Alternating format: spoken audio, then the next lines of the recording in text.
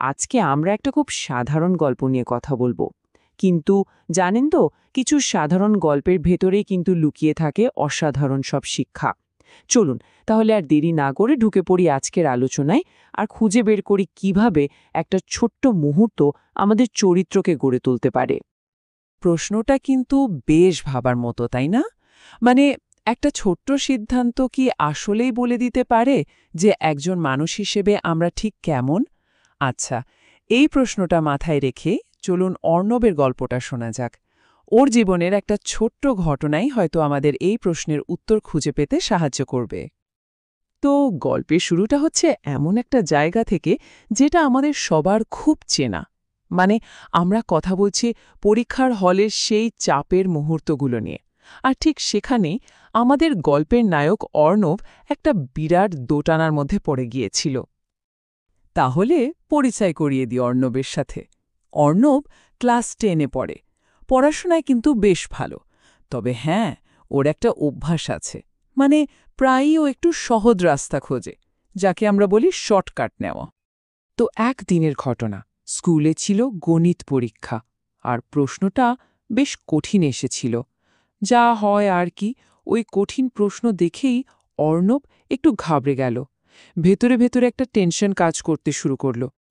আর এই চাপের মধ্যে অর্ণবের মাথায় একটা সহজ বুদ্ধি চলে এলো। ওর সামনে যে বন্ধুটা বসেছিল, ওর খাতার দিকে চোখটা চলে গেল। আর ঠিক তখনই মনে হলো, ধুর, একটু দেখলেই বা কি এমন হবে। ব্যাস, গল্পের আসল লড়াইটা কিন্তু ঠিক এখান থেকেই শুরু হলো। তো বুঝতেই পারছেন, এই মুহূর্তটাই ছিল অর্ণবের জন্য আসল পরীক্ষার সময়। এখন দেখার পালা এই দোটানা থেকে ও শেষ পর্যন্ত কোন রাস্তাটা বেছে নেয়। গল্পের সবথেকে জরুরি মুহূর্ত কিন্তু এটাই।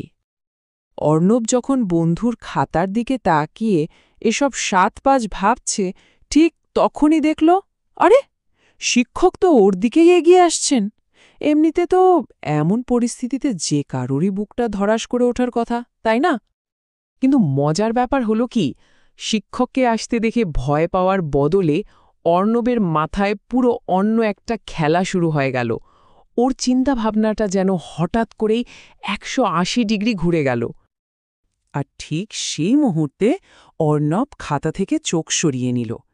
নিজের মনকেও বোঝাল, ভুল হলে হোক, কিন্তু সেটা আমার নিজের ভুল হবে। অন্যেরটা দেখে ভালো নম্বর পাওয়ার মধ্যে তো কোনো বাহাদুরি নেই। আর এই একটা কথাই, এই ছোট্ট একটা উপলব্ধি ওর পুরো সিদ্ধান্তটা পাল্টে দিল। যে কোনো সিদ্ধান্তের তো একটা ফলাফল থাকেই, তাই না? তো চলুন দেখি অর্ণবের এই সিদ্ধান্তের পর আখের হলোটা কি, আরও নিজেরই বা কেমন লাগছিল। পরীক্ষা দিয়ে অর্ণব মোটামুটি নিশ্চিত ছিল যে নম্বর খুব একটা ভালো আসবে না, আর রেজাল্ট বেরোনোর পর ঠিক সেটাই হলো। কিন্তু জানেন, নম্বরের থেকেও বড় একটা ব্যাপার ছিল। সেটা হলো ওর ভেতরের অনুভূতিটা। ও একটা অদ্ভুত শান্তি পাচ্ছিল, একটা স্বস্তি, কারণ ও জানত যাই করেছে সৎভাবে করেছে। তো ঘটনার কয়েকদিন পরের কথা, ক্লাসের টিচার অর্ণবকে আলাদা করে ডাকলেন। অর্ণব তো ভাবছে, এই রে, নির্ঘাত কম নম্বর পেয়েছি বলে বকা খেতে হবে। কিন্তু হলো ঠিক তার উল্টোটা। শিক্ষক ওকে যা বললেন সেটা হয়তো অর্ণবের জীবনের অন্যতম সেরা একটা পুরস্কার ছিল। উনি বললেন, তুমি ওই কঠিন পরিস্থিতিতেও যে সৎ থাকার সিদ্ধান্তটা নিয়েছ, সেটা যে কোনো নম্বরের থেকে অনেক বড়, অনেক বেশি দামি। এই ছোট্ট একটা গল্প, কিন্তু এর ভেতরের শিক্ষাটা কিন্তু অনেক বড়। চলুন তাহলে পুরো বিষয়টা থেকে আমরা কি শিখলাম সেটা একবার গুছিয়ে নেওয়া যাক।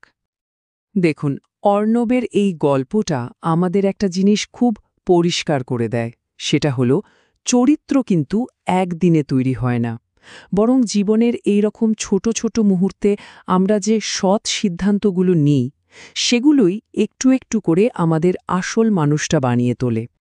তাহলে এই পুরো আলোচনা থেকে মূল টেকওয়ে কি? প্রথমত, সত্যতার রাস্তাটা সবসময় সহজ হয় না, এটা ঠিক। কিন্তু এই কঠিন রাস্তাটায় নিজের চোখে নিজেকে বড় করে তোলে। আর দ্বিতীয়ত, আসল কৃতিত্ব তো সেটাই যেটা নিজে অর্জন করা হয়, তাই না? অন্যেরটা দেখে পাওয়া সাফল্য তো আসলে কোনো সাফল্যই না। আচ্ছা, আজকের আলোচনা শেষ করার আগে একটা প্রশ্ন রেখে যাই। একটু ভেবে দেখুন তো, খুব সম্প্রতি এমন কোনো ছোট সিদ্ধান্ত কি নিতে হয়েছে যেটা হয়তো কঠিন ছিল, কিন্তু মন বলছিল এটাই ঠিক পথ? কারণ বিশ্বাস করুন, এই ছোট ছোট সিদ্ধান্তগুলোই কিন্তু আমাদের জীবনের সবচেয়ে বড় নির্ধারক হয়ে দাঁড়ায়। Thanks for watching. Don't forget to like and subscribe to Animated Shikha for more videos.